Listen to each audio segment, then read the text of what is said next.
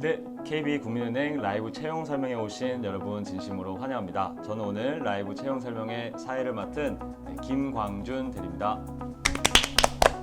시작에 앞서서 오늘 이 시간은 UB 부문, ICT 부분 채용 담당자분들이 함께하고 계신데요. 먼저 UB 부문 김민영 대리님 본인 소개 부탁드리겠습니다. 네, 안녕하세요. 저는 KB국민은행 3년차 채용 담당자 HR부 인재개발 김민영 대리입니다. 만나서 반갑습니다. 다음은 ICT 부분 이소진 대리님 소개 부탁드립니다.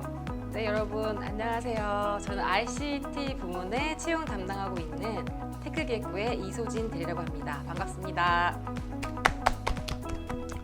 네, 최근에 한 기사를 봤는데 취업 준비를 할 때 취준생분들의 84.5% 이상이 취업 정보를 얻는데 굉장히 어려움을 겪고 있다라는 그런 기사를 봤습니다. 그래서 어떻게 하면은 여러분들의 이런 궁금증을 해결할 수 있을까 제가 좀 고민하다가 취업 준비생의 마음으로 좀 다가가자라는 생각으로 금융을 독하게 준비하는 그 사이트 또 저희가 3주 전부터 여러분들의 고민 한번 들어봤고요.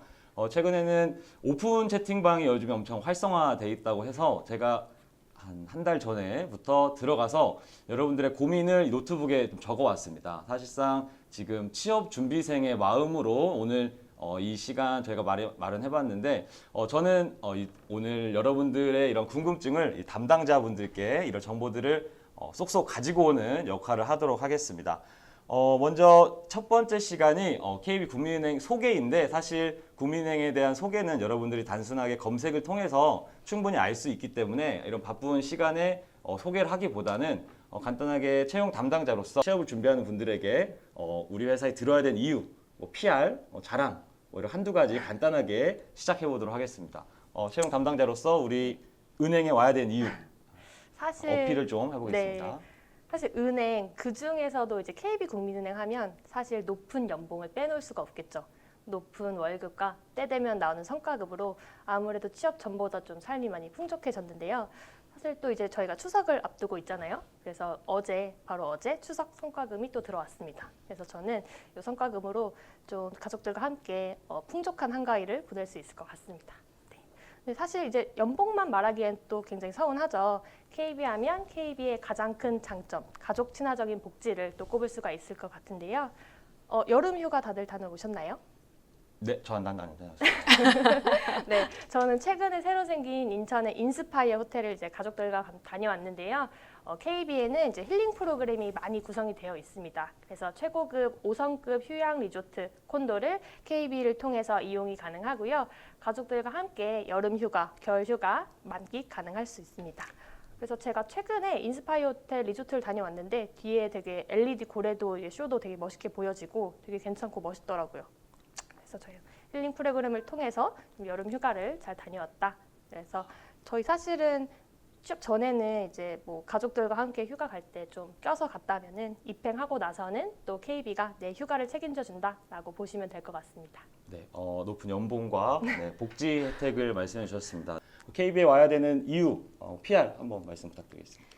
네, 저희 KB국민은행 같은 경우에는 PR할 게 너무 많은데요. 일단 크게 두 가지를 말씀드리겠습니다. 첫 번째는 바로 저희가 이제 워라벨이라고 하죠. 저희 PC가 9시에 켜져서 언제 꺼질까요?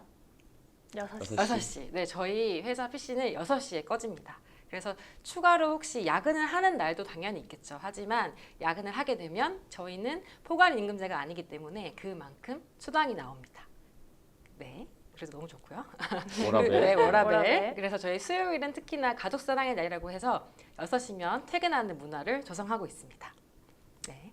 그 두 번째는 이제 저희가 다양한 연수와 교육 프로그램이 있는데요. 저희 KB 스타런이라는 이제 연수 시스템을 통해서 내가 원하는 직무에 맞는 그러니까 IB, 글로벌, 자본시장, IT 관련된 연수를 언제든지 들을 수 있기 때문에 24365라고 하죠. 내가 밤이든 낮이든 아침이든 연수를 들을 수 있습니다. 그래서 제가 KB에서 성장하고 있다라는 느낌을 많이 받게 됩니다. 네, 워라벨 부분과 이제 연수 프로그램, 학습할 수 있는 문화를 마련해 준다라는 부분에서 KB를 좀 어필을 해보셨습니다. 네. 그럼 이제 본격적으로 KB국민은행 모집 공고부터 바로 시작해 보도록 하겠습니다. 모집 공고 부분에 대해서 전체적으로 김민영 대리께서 설명 부탁드립니다. 저희 하반기 신입회원 채용은 크게 4가지로 좀 구성이 되어 있습니다. 첫 번째로 UB 부문. UB 부문은 기업고객금융, 고객자산관리 부문과 지역인재 부문으로 나눠져 있고요.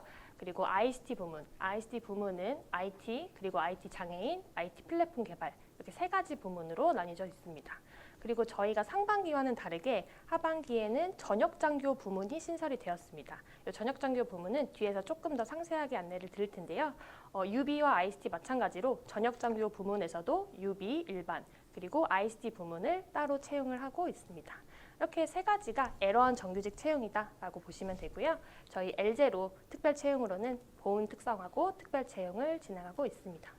여기서 잠깐 제가 오픈 채팅방에 한 3주 정도 기거하면서 많은 분들이 궁금증 중에 하나가 지역 인재 관련해서 좀 궁금한 게 많더라고요. 네. 좀 극단적인 질문으로 네.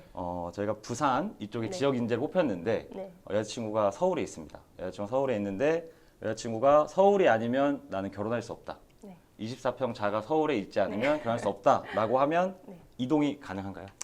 사실 UB 지역 인재 컨셉이 해당 희망 근무 지역에서 계속 근무를 원칙으로 하는 채용 컨셉입니다. 그래서 해당 희망 근무 영업점에서 금융 전문가로 성장하는 것이 CDP의 최종 목표이기 때문에 이 점을 잘 고려하셔서 채용을 진행을 해주셔야 되는데요.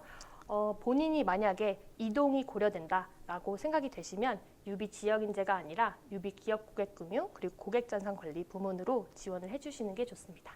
네, 지역 인재는 각 이동이 어렵기 때문에 네. 그럴 경우 UB 부분으로 네. 지원하라는 말씀이었습니다. 네. 이렇게 제가 오픈 채팅방이나 카페에서 얻은 이런 여러분들의 생생한 고민들 중간중간 바로 날카롭게 질문하도록 하겠습니다. 혹시 채팅창에도 적극적으로 질문 남겨주시면 그 부분 채용 담당자분들께 질문 드리도록 하겠습니다. 이어서 설명 부탁드리겠습니다. 사실 그리고 저희가 상반기 채용 대비해서 하반기 채용에서 주요하게 달라진 점을 몇 가지 좀 꼽고 상세 내용을 좀 말씀을 드려야 될 것 같은데요. 저희 UB 지역 인재 같은 경우에는 서울 수도권, 그러니까 서울, 인천, 경기 지역 부문이 추가가 되었습니다.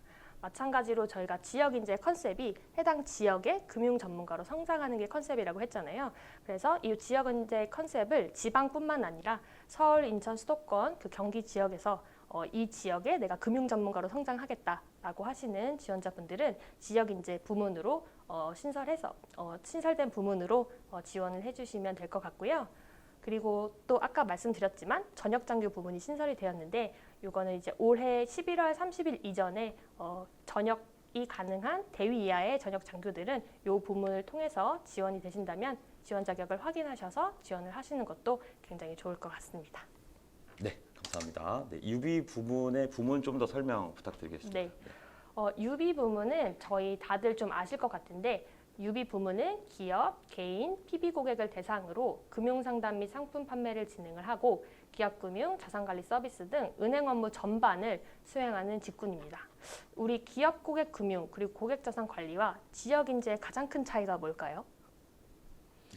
설명 부탁드리겠습니다. 아까 말씀드린 것처럼 지역 인재는 해당하는 근무 지역, 영업점에 계속 근무를 원칙으로 합니다. 그래서 CDP도 커리어 디벨롭먼트 프로그램이라고 하는데요. 이 CDP의 최종 목표 지점도 지역 내에 금융 전문가로 성장하는 것이 최종 목표가 됩니다. 그에 반해 기업 고객 금융 고객 자산 관리는 3년 동안 기업이나 자산 관리 쪽에 직무를 수행을 하시고요. 그 영업점에서 최종적으로 근무를 하시고 CDP 프로그램을 통해서 경력 경로를 설계해서 본부 부서나 해외 점포의 공모가 또 가능합니다. 이 두 가지가 가장 큰 차이점이라고 볼 수 있는데 여기서 또 많은 질문을 하시죠. 그럼 나는 지역 인재로 지원을 해야 되냐? 기업 고객 금융 고객 자산 관리로 지원을 해야 되냐? 어떻게 지원을 하는 게 좋을까요? 경쟁률을 봐야 될 것 같은데 혹시 경쟁률이 네. 어떻게? 네, 사실 경쟁률을 구체적으로 말씀드릴 수는 없고 이게 시즌마다 그리고 모집 부문마다 상이하기 때문에 구체적인 경쟁률을 밝힐 수는 없지만 저희가 채용 취지와 컨셉이 다르다 보니까 우리 지원자분들이 이 채용 컨셉을 잘 이해하셔서 본인에 맞는 부문을 선택하셔서 지원을 해주시는 게 좋을 것 같습니다. 네, 그럼 다음으로 이제 전역 장교 부분까지 설명 부탁드리겠습니다. 우리 전역 장교 부문이 올해 하반기에 신설이 됐습니다. 그래서 요거는 지원 자격이 좀 별도로 갖추고 있는데요.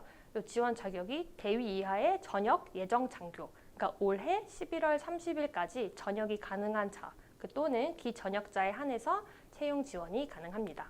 전역장교도 마찬가지로 전역장교 일반, 전역장교 ICT 부문으로 나누어서 채용을 진행하고 있는데 우리 전역장교 일반은 유비 부문과 동일하다라고 보시면 되고요. 전역장교 ICT 부문은 ICT 부문 채용과 유사하다라고 보시면 됩니다.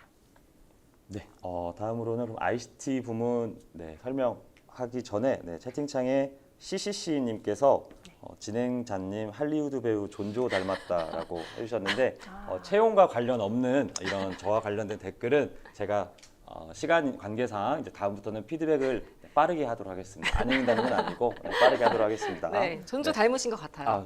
ICT 네. 부분 설명 부탁드리겠습니다. 네, 자, ICT 부문 같은 경우에는 크게 두 가지 부문으로 나뉘는데요. 하나는 IT 부문, 또 두 번째는 IT 플랫폼 개발입니다. IT 부문은 은행 내 IT 서비스 개발 및 운영 보안 및 개인정보 보호 관련 업무를 하고 있고요. IT 플랫폼 개발은 금융, 비금융 플랫폼 개발, 신기술 기반, 디지털, 신사업 추진 등의 업무를 하고 있는데, 자, 이렇게 두 가지 업무의 좀 차이점을 쉽게 설명을 해보자면, IT 부문 같은 경우에는 이제 여러분들이 은행 영업점에 가셨으면 이제 직원분들께서 이제 예금을 해주거나 대출을 실행한다거나 이제 컴퓨터로 이렇게 단말을 하잖아요. 그런 이제 은행 내부의 시스템을 만드는 것이 바로 IT입니다. 그래서 IT 부문에는 인프라라든지 클라우드, API 등의 업무가 있고요. IT 플랫폼 개발은 쉽게 설명을 해보자면 여러분 KB 스타뱅킹 어플 아시죠? 네. KB 스타뱅킹 앱을 개발하는 곳이 바로 IT 플랫폼 개발이라고 보시면 되세요. 여기서 또 중요한 점은 IT와 IT 플랫폼 개발 두 부문 중복 지원이 안 됩니다. 그래서 두 부문 중에 끌리는 곳으로 지원을 해주시면 되십니다. 끌리는 곳으로. 네, 끌리는 곳으로. 본인이 더 역량이 발휘될 수 네, 있는 그렇죠. 곳으로 그렇게 해주시면 되겠습니다. 네. 전반적으로 우리 채용 프로세스 한번 네. 살펴보도록 할까요? 네. 전반적인 큰 흐름의 프로세스 설명 김영대님께서 설명 부탁드리겠습니다. 저희 하반기 채용 프로세스는 크게 4가지로 구성이 되어 있다고 볼 수 있습니다. 처음에 저희가 지원서를 작성을 하죠. 그래서 지원서를 작성해서 서류 전형 심사가 진행이 되고요. 서류 전형 심사에는 지원서 심사뿐만 아니라 역량 검사를 진행을 하게 됩니다. 그래서 지원서 심사와 역량 검사를 응시를 해서 서류 전형 합격 발표가 나면 저희 UB와 ICT가 나누어서 필기 전형을 진행을 하게 되는데요. 이 필기 전형은 저희가 온라인 인성 검사를 동일하게 응시를 하게 됩니다. 그래서 UB 같은 경우에는 온라인 인성 검사 그리고 필기 전형으로 구성이 되어 있고요. 그리고 ICT, 그리고 전역장교 ICT 같은 경우에는 온라인 인성 검사와 코딩 테스트를 실시를 하게 됩니다. 그래서 필기 전형에 합격을 하게 되면 실무자 면접이라고 보는 1차 면접을 응시를 하게 됩니다. 그래서 1차 면접 때 실무적 역량을 검증을 하게 되고요. 그리고 1차 면접 이후에는 저희 임원 면접, 인성 면접이라고 불리는 최종 2차 면접을 실시를 하게 됩니다. 그래서 2차 면접까지 최종 합격을 하게 되시면 저희 건강검진에 따라서 개인별 건강검진을 수행을 합니다. 그래서 총 4가지 서류 전형, 필기 전형, 1차 면접, 그리고 2차 면접으로 구성이 된다라고 봐주시면 될 것 같습니다. 네, 감사합니다. 제가 또 오픈 채팅방에서도 이런 질문 많이 봤는데요. 필터링 관련해서 좀 궁금한 분들이 많은데 또 극단으로 한번 가겠습니다. 최종 면접에 상반기에 안 갔습니다. 네. 다른 회사에 면접을 가려고 한 거 아니고 그냥 배가 아파서 그냥 못 갔어요. 못 갔을 때 올해 하반기 지원했을 때 필터링이 되나요? 전혀 필터링이 되지 않습니다. 또 괘씸하다는 생각 때문에 필터링 전혀 없고 네, 전혀 필터링이 없기 때문에 네. 지원해 주시면 됩니다. 필터링 없는 거죠? 없습니다. 저희가 기존에 지원하셨던 분의 인적사항을 가지고 불이익을 주거나 하는 게 전혀 없기 때문에 그런 거는 걱정하지 마시고 또 응시에 최대한 응시를 해주시면 좋을 것 같습니다. 네, 필터링 부분은 전혀 걱정하시지 않아도 되는 게 저도 국민은행에 3번째 지원해서 됐거든요. 네. 한 번에 되셨? 네, 전 한 번에 한 됐습니다. 번에. 네. 한 번에. 네, 한 번에 됐습니다.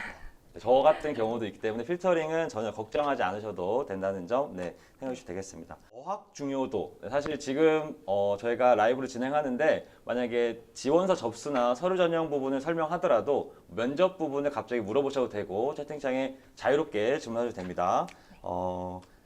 고투탑님께서 어학 중요도가 궁금하다. 어학 중요도 네. 사실 어학 점수가 있으면 저희 지원서 작성하실 때 작성을 해주시는 게 좋습니다. 사실 어학 점수에는 일정 부분 토익 어학 우수자의 같은 경우에는 저희가 가점을 명시적으로 좀 주고 있고요. 그렇지 않더라도 저희가 지원서 작성했을 때 뭐 어학 점수 또는 자격증 사항이라든지 이런 것들은 모두 면접관들에게 제공이 되고 있어서 그런 정성적인 요인으로 작용을 할 수도 있기 때문에 어학 점수가 있으시다면 작성을 해주시는 게 좋을 것 같습니다. 그럼 또 한번 극단으로 한번 가보겠습니다. 네. 만약에 토익 점수가 400점, 300점이다. 300점. 네, 이게 어떻게 좋은 가점이 될까요? 기백 있게 300점. 300점.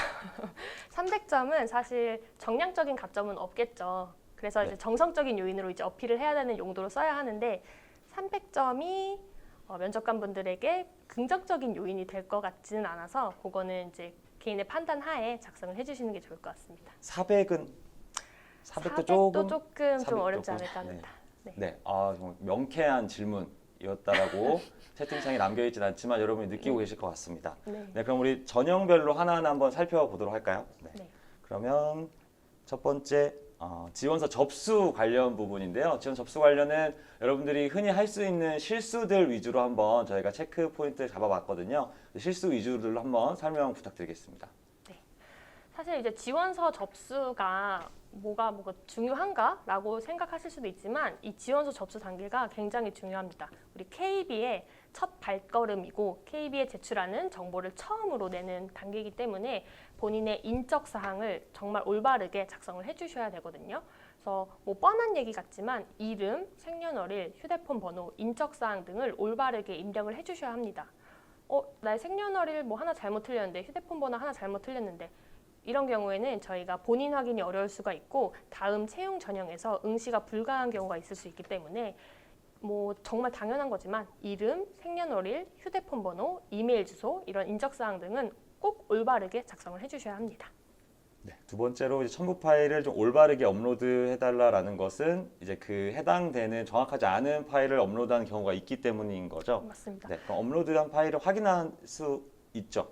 네, 저희가 지원서 작성 단계에 지원서를 보시면 저희가 첨부 파일을 증빙 자료로 업로드를 해야 되는 경우가 있는데요. 그러니까 지원 자격을 증빙해야 되는 경우도 있고 우대 사항으로 또 업로드를 해야 되는 경우가 있습니다. 그런 경우에는 첨부 파일을 업로드하시고 꼭 첨부 파일 보기를 클릭하셔서 내가 올린 첨부 파일이 잘 올라갔는지 올바른 파일인지를 한번 꼭 확인을 해주셔야 합니다. 네, 말씀드린 순간 이제 채팅창에 럼블님께서 오피셜이라고 400점 받으면 입력하지 마라라고 했는데 이 오피셜이 아닙니다, 여러분. 이게 어학 부분 역량을 좀 어필할 수 있는 선에서 본인 판단하에 네. 올리라는 거고요. 네. 네. 저는 그냥 취준생의 입장에서 여기 설명을 하는 거기 때문에 저의 말은 오피셜이 전혀 아닙니다. 네, 채용 담당자분들의 말에 집중해 주시면 되겠습니다. 네, 그러면 그 밑에 원님께서 그렇다면 어학이 없어도 충분히 합격 가능한가요? 라고 물어봤습니다. 물론 충분히 가능합니다.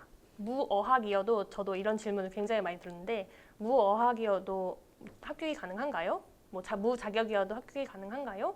라는 얘기가 있는데 사실 저희가 자격증 그리고 어학 점수는 정량적으로 명시적으로 가점으로 두고 있지만 그게 없더라도 본인만의 경험, 본인만의 스토리를 잘 풀어서 면접 전형에서 잘 응시를 하신다면 충분히 또 합격이 가능하십니다. 네, 감사합니다. 네, 키포인트 부분에서 지원서 접수 키포인트 부분 좀 보시면 서류 면제 대상의 경우 입력, 면제 대상, 입력 필수라고 써 있는데 혹시 이 부분이 어떤 내용인지 설명 좀 부탁드리겠습니다. 네, 저희가 전형마다 그 서류 면제 대상과 필기 전형 이제 면제 대상이 있는데 이때 본인이 면제 대상인 경우에는 꼭 면제 대상 입력에 필수로 클릭을 해주셔야 저희가 이제 파악을 할 수 있고요. 또 여기서 중요한 점은 서류 면제 대상이신 분들은 1회에 한해서 서류 면제 대상이 되십니다. 간혹 사피 같은 경우에는 사피 수료생들한테 서류 면제 대상이 되시는데요. 이분들은 1회만 면제 대상이 되시고 1학기만 수료해서는 면제 대상이 안 되십니다. 그래서 1학기와 2학기 모두 수료한 사피 학생분들만 이제 서류 면제 대상이 되신다는 점 유의해 주시면 되십니다. 네, 그리고 마지막으로 이제 지원서 접수 마감일 전에 여유롭게 사실 여유가 제일 없는 게 취업 준비를 하시는 분들일 텐데 그래도 마감 10분 전에 불이 나게 그 작성 수정을 하다가 놓치는 경우가 있기 때문에 여유 있게 제출해달라는 부분. 네. 그리고 지역 인재 관련해서 체크 키포인트가 있는데 이 부분 설명 좀 부탁드리겠습니다. 네, 이게 저희가 상반기에 지역 인재를 실제로 진행을 하면서 좀 안타깝게 오류를 범했던 그 사례가 있는데요. 예를 들어서 본인 지원자 본인이 부산, 울산, 경남에 희망 근무 지역을 제출을 했는데 고등학교를 부산, 울산, 경남을 나오고 대학교를 대구, 경북으로 나왔습니다. 그러면 부산, 울산, 경남 소재에 고등학교 졸업 증명서를 첨부를 해주셔야 하는데 대구, 경북 소재에 대학교 졸업 증명서를 첨부를 해주셔서 저희가 지원 자격 증빙이 확인이 안 됐기 때문에 불합격한 사례가 있었습니다. 그래서 지역 인재에 해당하시는 분들은 반드시 해당 지역 소재에 고등학교 그리고 대학교 졸업 증명서를 반드시 제출을 해주셔야 합니다. 네, 감사합니다. 채팅창에 또 이런 질문도 있네요. 네, 면접에 대학교 졸업 일자도 면접관 분들에게 정보 제공이 되는지 나이를 유추할 것 같다라는 이런 질문인데요. 네, 면접 졸업 일자가 들어가나요? 면접관 분들에게? 졸업 일자랑 뭐 그 입학 일자가 제공이 되지는 않고요. 다만 경력사항 같은 경우가 좀 제공이 되기 때문에 나이를 유추해서 사실 물어보는 경우는 없고 본인의 경험과 관련해서 뭐 졸업을 언제 했는지 이런 것들은 확인을 하실 수가 있을 것 같습니다. 나이나 이런 건 다 블라인드죠? 네, 절대적으로 블라인드입니다. 그렇기 때문에 나이에 대한 고민은 걱정하시지 네, 않으셔도 걱정하지 좋을 것 않으셔도 같습니다.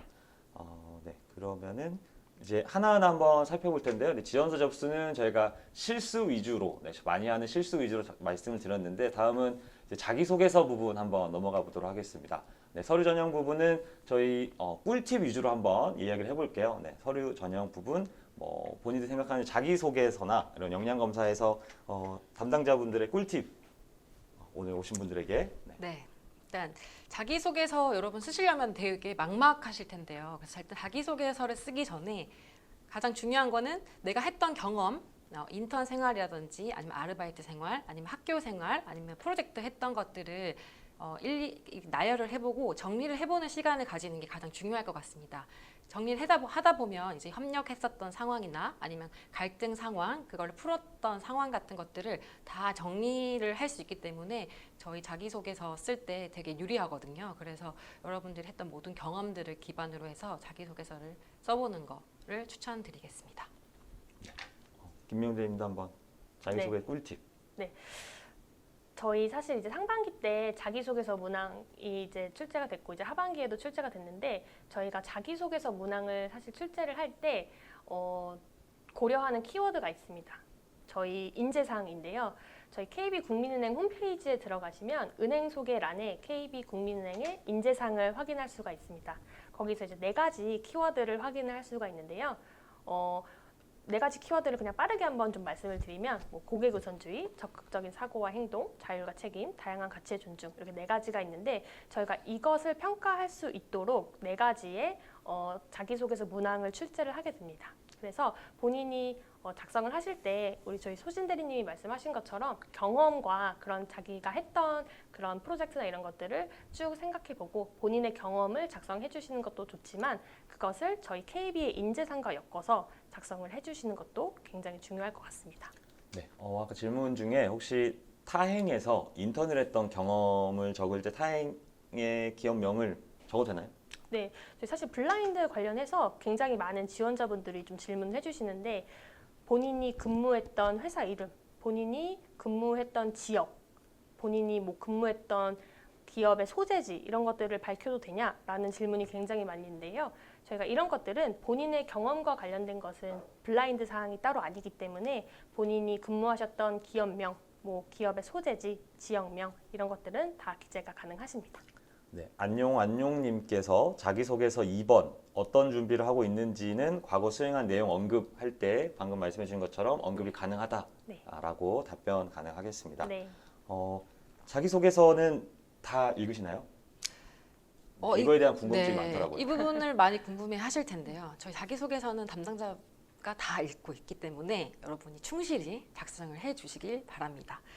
또 한 가지 말씀드리면 서류 전형 면제이신 분들은 난 서류 전형 면제이기 때문에 자기소개서를 이제 대충 쓰시는 분들이 있는데요. 결국에 이 자기소개서는 1, 2차 면접의 기본이 되기 때문에 충실히 써주셨으면 좋겠습니다. 네, 한 분께서 또 자기소개서 부분이 아닌 다른 부분 질문이 있었는데요. IT 코딩 테스트 시간대가 궁금하다고. 일단 IT 코딩 테스트 시간대는 비밀이기 때문에 아, 비밀인가요? 네. 아, 네. 서류 전형 합격자 분들을 대상으로 저희가 네. 시간과 이제 온라인 코딩 테스트 관련된 환경 구성 부분을 이제 메일로 알려드릴 예정입니다. 새벽에 하고 이러진 않죠. 새벽에 하진 않고요. 네. 오전 아니면 오후이기 오전, 때문에 그날 네. 풀타임으로 준비를 해주시면 감사드리겠습니다. 어느 정도 답변이 네. 되셨길 바라겠습니다.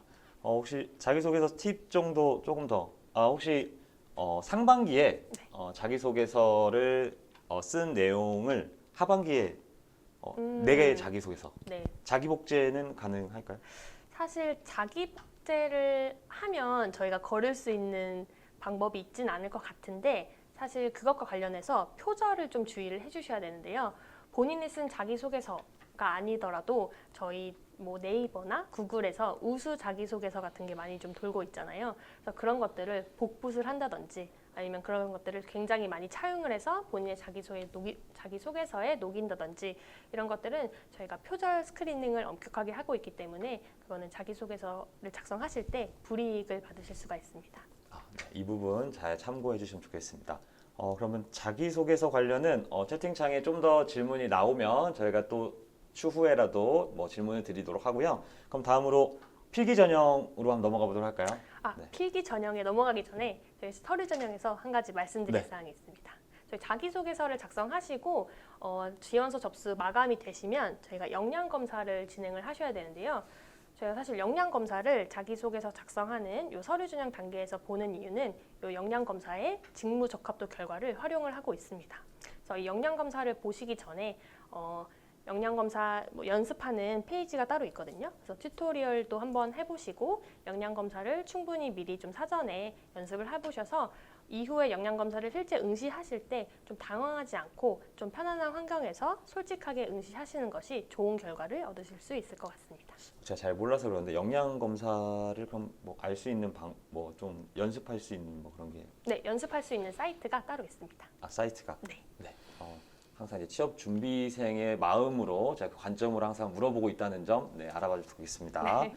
한 분께서 IT에서 자기소개서에 중요하게 보는 키워드 있는지 전성훈님께서 질문 주셨습니다. 네, 일단은 첫 번째로는 이제 그래도 개발 역량 또 당연히 기본적으로 볼 거고요. 두 번째로는 협업이라고 하죠. 저희가 사실 이건 IT뿐만 아니라 유비도 마찬가지일 텐데 어떤 프로젝트를 하게 되면 저희가 부서에 있는 팀원과의 그 팀워크가 되게 중요합니다. 저희 뭐 팀원들과도 얘기를 하겠지만 나중에는 타 부서와의 협력을 통해서 결국에 금융 IT 서비스를 진행하기 때문에 결국에는 협력하는 자세, 그다음에 여러분의 그 IT 직무 역량 이렇게 보신다고 생각을 하시면 되십니다. 역량 검사 관련해서 질문들이 좀 올라오고 있는데 역량 검사에 게임이 있는데 게임 못하면 떨어지는 건지?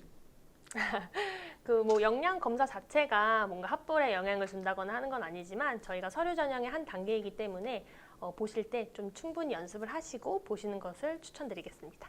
네. 네, 그러면 그 필기 전형으로 이제 넘어가도 될까요? 네, 넘어가 됩니다. 그러면 또 자기소개서 부분이나 지원 접수 관련해서 궁금하신 거 있으시면 채팅창에 자유롭게 남겨주시면 제가 하나하나 한번 그 질문 드리도록 하겠습니다. 네, 필기 전형 부분은 저희가 좀 문제 유형별로 네. 유형에 대해서 좀 더 설명드리도록 하겠습니다. 문제 유형에 대한 설명 먼저 유비 부분 먼저 설명 부탁드리겠습니다. 저희 이제 서류 전형을 보시면 저희 유비 부문 같은 경우에는 이제 NCS 객관식 필기 시험 그리고 탑시트로 구성된 필기 전형을 수행을 하게 됩니다. 우리 NCS 필기 시험부터 좀 말씀을 드리면 NCS 굉장히 좀 어렵죠. 문항도 많고 저희가 100문항 100분으로 구성이 되어 있습니다. 그래서 이 문항을 세 가지로 좀 나눠서 말씀을 드릴 수가 있을 것 같은데 우리 직업기초능력 40문항 그리고 직무심화지식 40문항 상식 20문항이 있습니다. 사실 저희 KB NCS 필기를 한번 보신 적 있나요? 저 때는 없었습니다. 저 때도 없어요. 사실 저희가 필기 전형을 보면 이 문제를 보고 항상 저희 취준생분들이 하는 말이 문항이 너무 많다. 시간은 짧은데 문항이 너무 많다. 맞습니다. 저희가 타사 대비 또 동일한 시간 내에 문항 수가 좀 많은 편입니다. 그래서 문제 하나하나를 보면 그렇게 어렵지는 않은데 제한된 시간 내에서 100문항을 풀어야 되기 때문에 시간 관리가 굉장히 중요하거든요. 그래서 필기 전형을 연습하실 때는 시중에 있는 뭐 문제지를 풀면서 연습을 해주시는 것도 중요하고 스탑워치를 통해서 시간 관리를 좀 철저하게 해주시는 게 실제 시험장에 가시면 응시하시는데 당황하지 않고 좀 잘 보실 수 있을 것 같습니다. 농도 문제 나오나요? 농도 문제? 아, 수리 문제. 네, 소금물 농도, 속력, 속도 이런 문제는 사실 간단한 수리 문제는 따로 나오지는 않고요. 저희는 주로 지문이 길고 추론하고 논리적으로 사고하는 문제들을 출제를 하고 있습니다. 네, 수포자 입장에서 굉장히 좋은 정보였습니다. 네. 그럼 탑식 부분은 그 백문항에 포함되는 게 아니라 따로 시험을 보는 거죠? 맞습니다. 저희가 NCS 필기 시험을 보고 탑싯이라고 하는 디지털 분야의 공인 시험을 진행을 하게 되는데요. 탑싯은 30문항 30분으로 구성이 되어 있습니다. 그래서 기술, 비즈니스 영역의 디지털 문항이다라고 보시면 될 것 같습니다. IT 직무 지원자도 탑식 보나요라는 질문이 있었는데 이제 IT 부분 필기 전형 설명해 주시면 답변이 될 것 같습니다. 네. 자, 저희 ICT 부분은 NCS를 보지 않습니다. 보지 않고 저희는 코딩 테스트, 필기 시험에 저희 코딩 테스트를 대신 보게 됩니다. 그래서 아까 질문 중에 알고리즘만 보나요라고 되어 있는데 저희가 총 코딩 테스트는 4문제로 되어 있고요. 알고리즘 3문제, SQL 1문제 이렇게 총 120분간 진행이 됩니다. 그래서 지금 보면 아까 위즈덤 님도 필기 공부 팁 주세요. 이게 NCS도 있긴 한데 아까 코딩 테스트 관련해서도 팁을 달라고 하시는데 코딩 테스트 같은 경우에는 제가 이제 신입행원 분들한테 여쭤보니까 백준이나 프로그래머스 그 통해서 이제 알고리즘 기출 문제를 가지고 이제 공부를 하셨다고 합니다. 백준이 뭐죠? 네, 백준은 개발자 컴퓨터 프로그래머의 이름입니다. 프로그래머 이름이군요. 네. 질문 중에 지역 인재도 NCS 필기 전형 문제가 UB랑 같은지 여쭤봤는데 동일합니다. 동일한 UB이기 때문에 UB 기업고객금융 고객전산관리와 지역 인재는 동일한 문제로 출제되고 있습니다. 혹시 필기 전형 부분에서 좀 더 얘기해 주실 내용들이 있을까요? 좀 도움이 될 만한. 혹시 얼마나 준비하는지 좀 궁금해 하시더라고요. 네. 대체로 필기 전형을 좀 어느 정도 준비해야 되는지.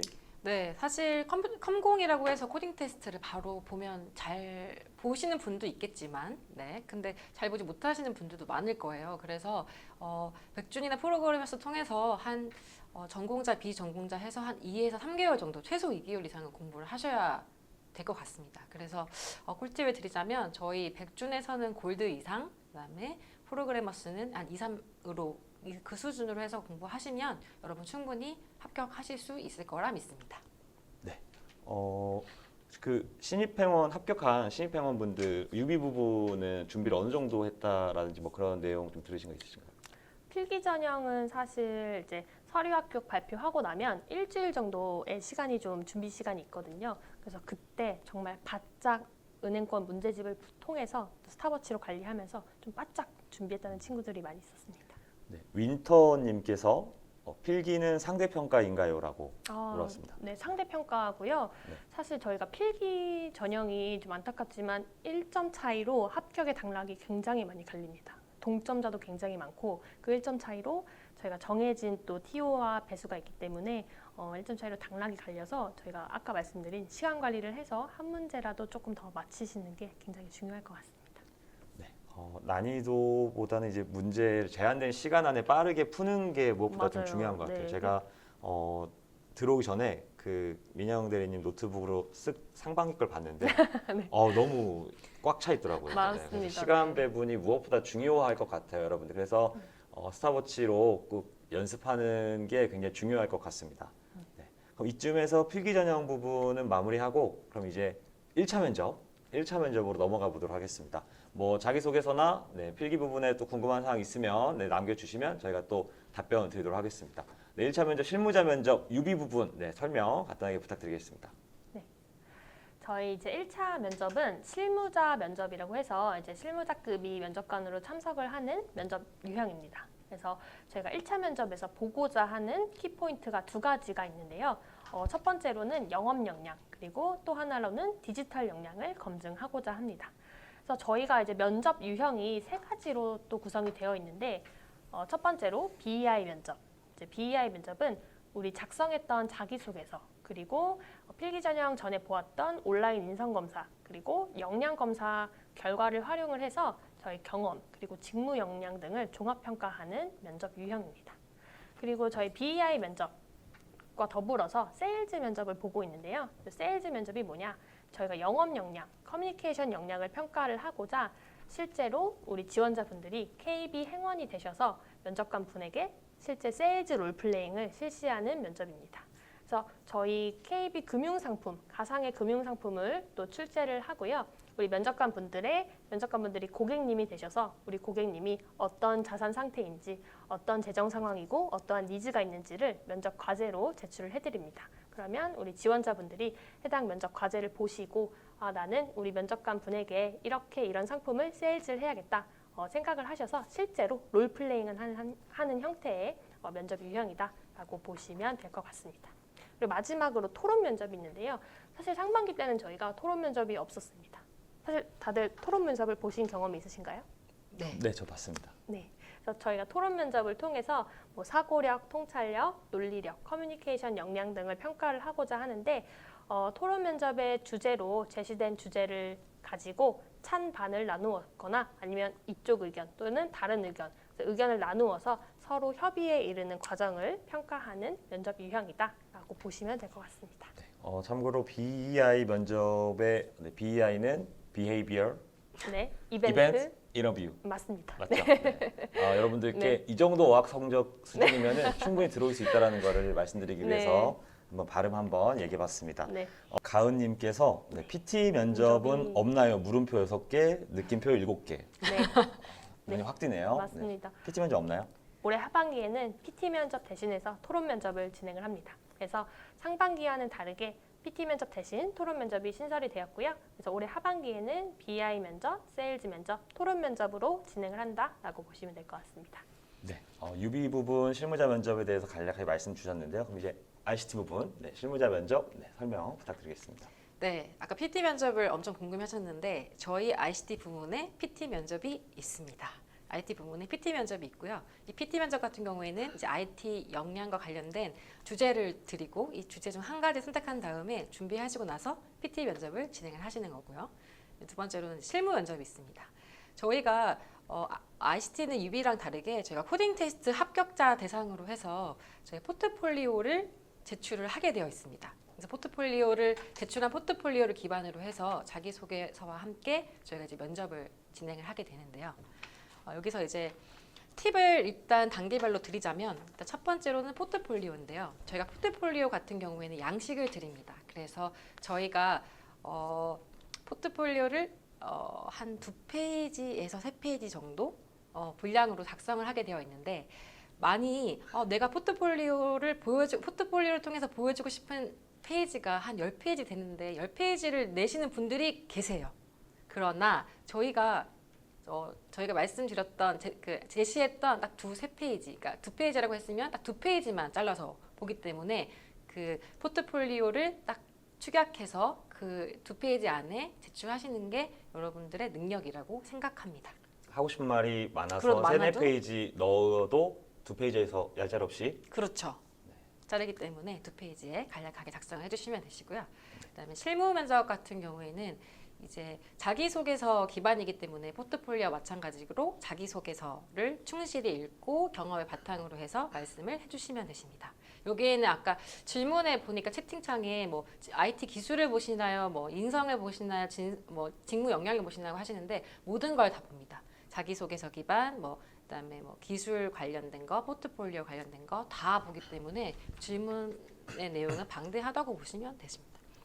두 번째는 PT인데요. 이 PT 면접을 준비하시게 되시면 일단은 첫 번째로는 IT 이슈나 트렌드를 공부를 하시는 게 첫 번째 단계일 거고요. 또 두 번째 단계는 국민은행에 지원을 하시게 되시면 이제 지피지기면 100점 100승이란 말이 있잖아요. 그래서 국민은행에서 지금 하고 있는 IT 사업이 무엇인지, 서비스가 무엇인지 공부를 하시는 게 중요할 것 같습니다. 또 세 번째 이제 마지막 꿀팁은 이렇게 내가 했던 경험, 프로젝트 이런 걸 통해서 내가 어떻게 국민은행에 이바지할 수 있는지를 찾아보시는 게 가장 좋으실 것 같습니다. 네, 팁 감사합니다. 네. 채팅창 질문 중에 수리수리님께서 세일즈에서 실제 금융상품 숙지가 되어 있어야 될까요? 라고 물어보셨는데요.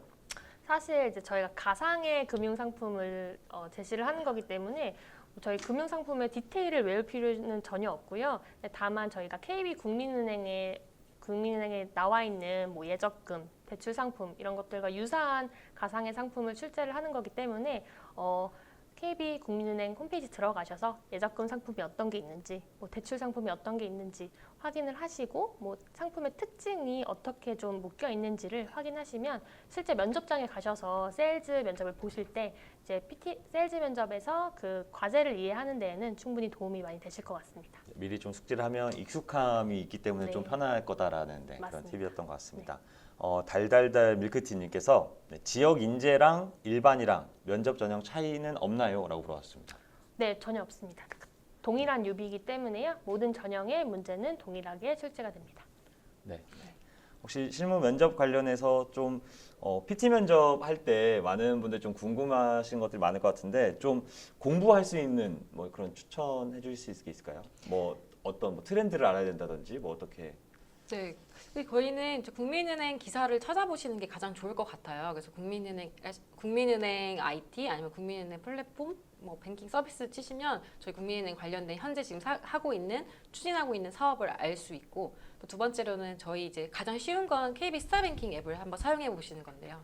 KB 스타뱅킹 앱에는 되게 다양한 분야들이 많이 있기 때문에 지금 뭐 KB 월렛이라든지 아니면 뭐 모바일 신분증이라든지 이런 부분을 공부해 보시고 더 나아가서는 타행에서 쓰고 있는 타행 앱도 같이 비교해 보셔서 뭐가 좋은지 아니면 안 좋은지 아니면 비교를 해 보시고 또 내가 했던 프로젝트를 통해서 내가 썼던 기술셋이 현재 국민은행에서 해봐도 괜찮을까 여기까지 나아가시는 게 가장 좋을 것 같습니다.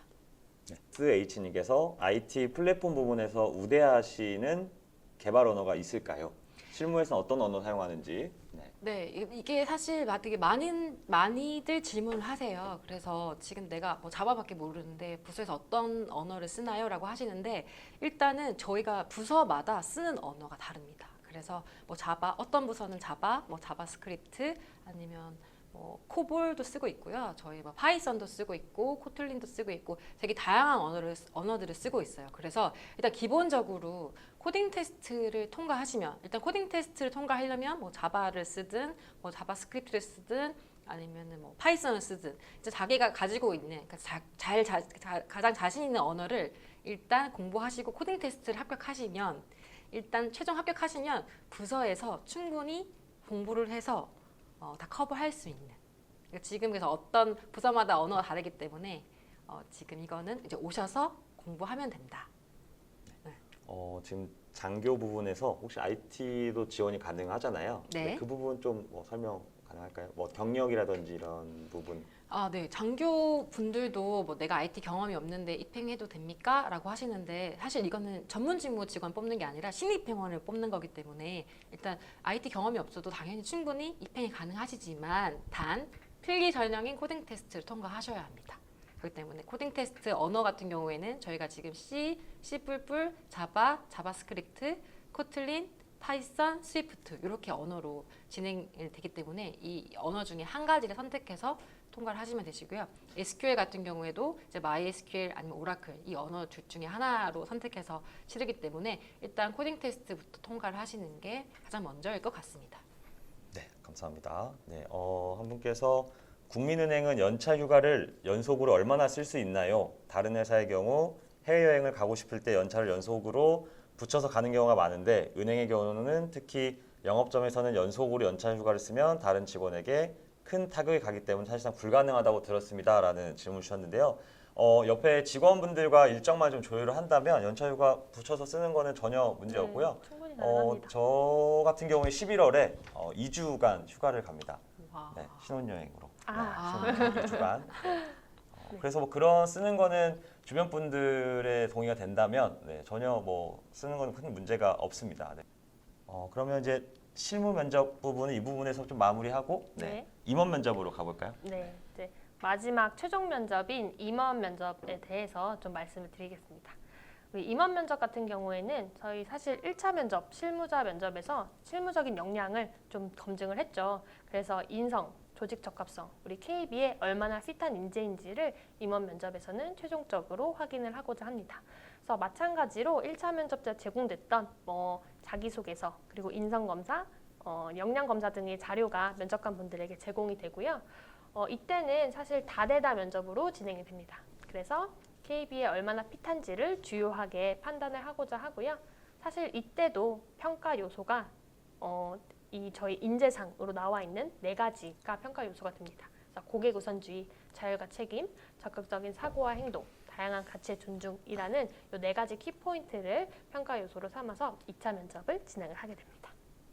혹시 임원 면접에 좀 합격할 수 있는 뭐 좀 팁이나 뭐 좀 들었던 내용이나 뭐 꿀팁 있을까요? 네, 꿀팁을 말씀을 드리자면 일단 저희 지금 지원자분들께서 이제 임원 면접까지 갔다고 하면 모든 역량이 지금 다 뚫고 오신 거예요. 그래서 코딩 서류 전형, 코딩 테스트부터 인성 검사, 그다음에 PT 면접, 실무 면접 모든 걸 다 뚫고 온 거기 때문에 모든 지원자들이 사실 다 비슷한 역량일 거예요. 그러려면 이제 임원분들한테 내가 같이 일하고 싶은 후배, KB국민은행에서 이제 함께 데리고 같이 일하고 싶은 직원으로서의 모습을 가장 보여주는 게 좋을 것 같습니다. 그래서 그러려면 이제 면접을 보실 때 이제 면접관들을 이렇게 눈을 응시하면서 미소를 짓고 이제 경청을 하는 자세를 가지고 대답을 이제 하는 게 가장 미소를 유지하면서 말을 하는 게 가장 중요할 것 같습니다. 미소. 미소. 네, 미소를 강조해 주셨습니다. 대리님은 그럼 임원 면접 합격할 수 있었던 이유? 사실 이제 네. 말씀하신 것처럼 우리 2차 면접에는 정말 나랑 일하고 싶은 동료, 나와 일하고 싶은 후배를 뽑는 거기 때문에 저도 같이 일하고 싶은 동료의 이미지를 좀 주려고 노력을 했던 것 같습니다. 그래서 따뜻한 이미지, 그리고 좀 커뮤니케이션이 잘 될 것 같은 이미지를 좀 어필을 많이 했고요. 그리고 2차 면접이 사실 다대다로 진행이 되기 때문에 옆에 지원자가 말을 하면 제 말을 생각하고 막 딴 생각하는 게 아니라 옆에 지원자의 말을 좀 경청해 주려는 그런 좀 액션을 많이 취했던 것 같습니다. 다대다라 하면 면접관이 몇 분의 지원자 몇 분 정도인가요? 저희 상반기 같은 경우에는 면접관 분들이 3분이 오셨고요. 그리고 지원자 분들이 3분이 또 들어가셔서 3대 3으로 진행을 했습니다. 그리고 질문 들어온 게 어학 점수가 토익과 스피킹 각 한 개씩 총 2개가 있다면 환산 시 가장 높은 점수로 한 개만 적용되는지 아니면 두 자격증 모두 합산되는지. 뭐 가점 사항에 대해서 이제 정량적인 점수를 공개할 수는 없지만 본인이 가지고 있는 자격증 어학 점수가 있다면 다 기재를 해주시는 게 좋을 것 같습니다. IT는 어학 성적 어디에 제출하나요?라고 물어보네요. 저희는 IT는 이제 어학 가점이 따로 네, 이제 없습니다. 정량적으로 없기 네, 때문에 저희는 자격증 가점이 있어서 아까 민영 대리님이 말씀하신 것처럼 이렇게 저희가 그 자격증에 자격증 가점만 있다고 보시면 되십니다. 1차 면접도 다대다인지. 아까 임원 면접 다대다라고 하셨는데 1차 면접 다대다인가요? 네, ICT 부분 같은 경우에는 저희가 실무 면접은 다대다로 진행을 했고요. 그다음에 PT 면접 같은 경우에는 지원자 1명에 면접관 2명 이렇게 하고 있습니다. 유비 부분은 어떠죠? 저희는 이제 면접관 2분 그리고 지원자분 1분 들어가셔서 다대 1 면접으로 진행을 했습니다. 솜투리님께서 30대에도 합격 가능한지. 30대도 합격 충분히 아니라 당연히 가능하고요. 저희가 연령은 또 정말 블라인드 채용으로 다 하고 있기 때문에 연령과 뭐 성별과 학력에 관계없이 다 지원이 가능하시고 실제로 이번에 상반기에도 30대 합격자가 있었습니다. ICT도 가능? 네, 저희도 아예 블라인드이기 때문에 나이는 정말 제한이 없습니다. 정말 제한이 없습니다. 네, 정말 제한이 없어서 정말 입행하고 나서 밥 먹다가 이제 몇 살이세요? 이렇게 저희도 물어보고 입행 후에. 블라인드이기 네, 때문에. 블라인드이기 때문에. 네. 한 분께서 댓글 남겨주신 게 담당자분들 솔직한 답변 해주셔서 감사하다고 은행 채널 개설한 것 중에 최고예요. 정말로라고까지 했습니다. 이건 안 읽을 수가 없겠네요. 부장님이 보고 계실까 모르겠네요. 혹시 공백기 영향 있을까요? 전수민님께서.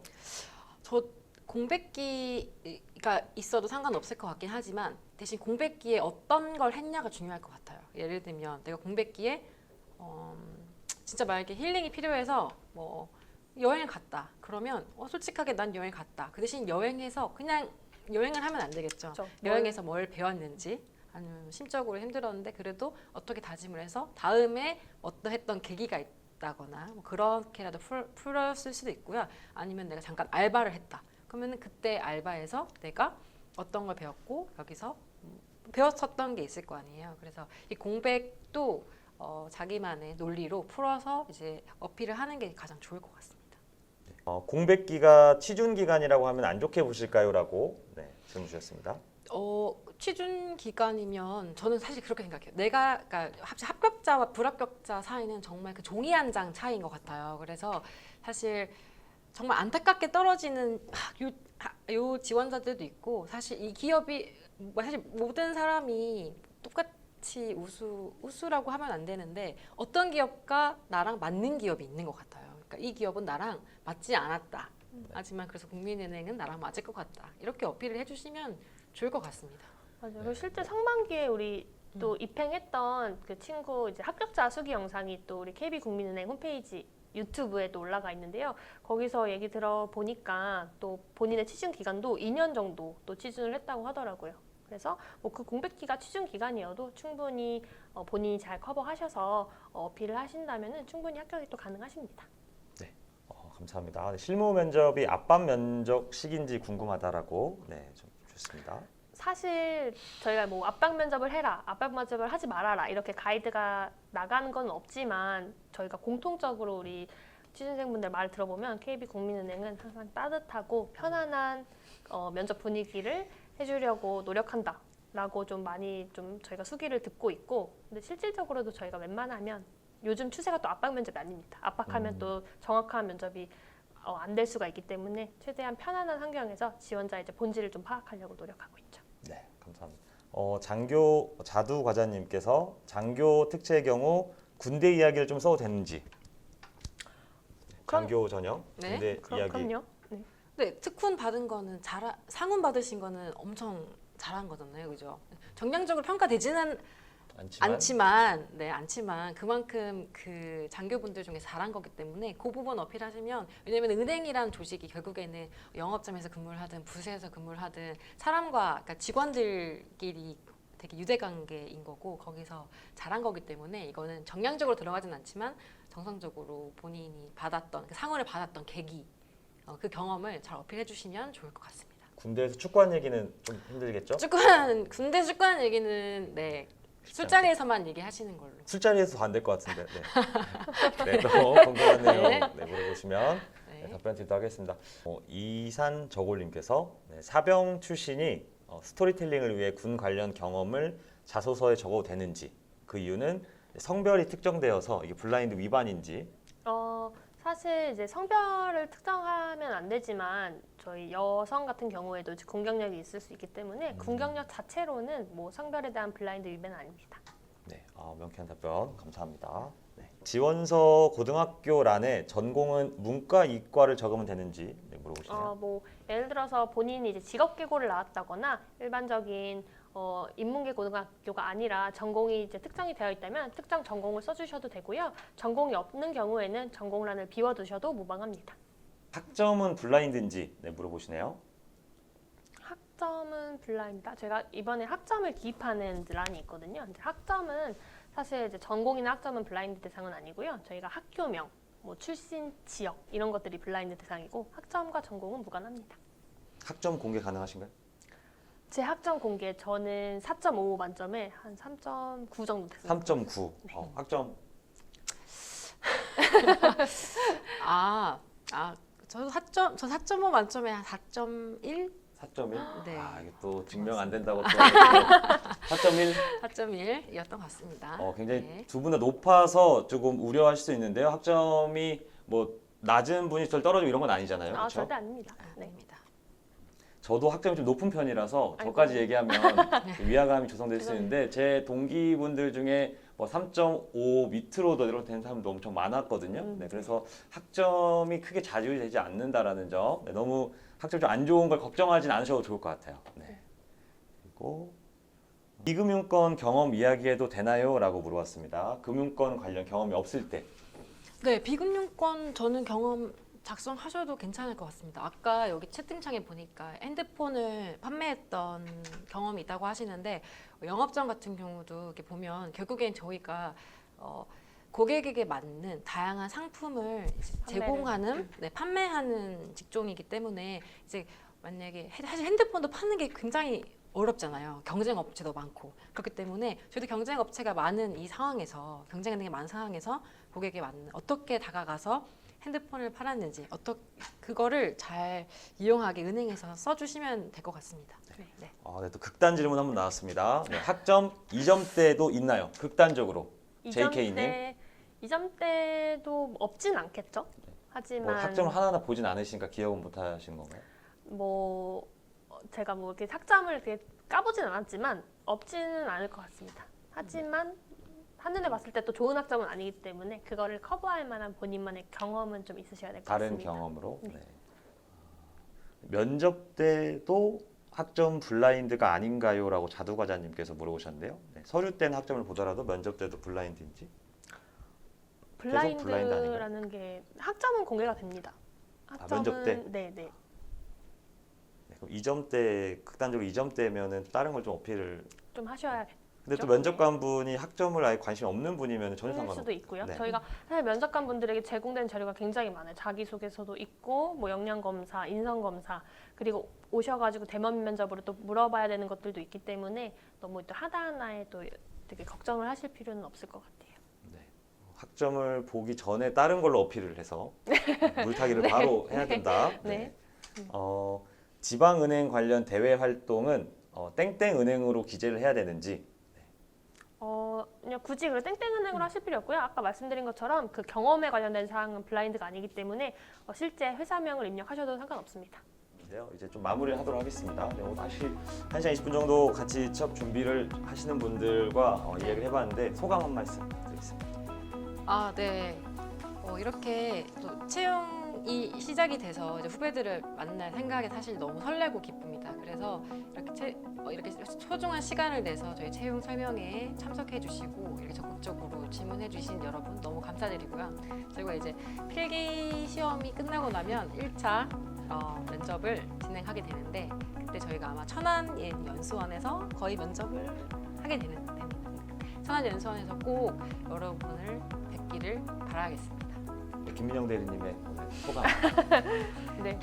네, 저희 이제 1시간 동안 사실 짧다면 짧고 길다면 긴 시간 동안 이제 여러분들에게 유익한 정보를 제공해드리려고 굉장히 좀 많은 준비도 하고 노력도 했는데요. 사실 저희가 취업준비생분들하고 직접적으로 만날 기회가 없어서 저희도 정말 해드리고 싶은 말도 많고 꼭 질문해 주시는 거에 대해서 답변도 많이 좀 드리고 싶은데 좀 한정된 시간으로 여기까지 좀 말씀드렸는데 그래도 유익하게 잘 도움이 되셨으면 너무 좋을 것 같고요.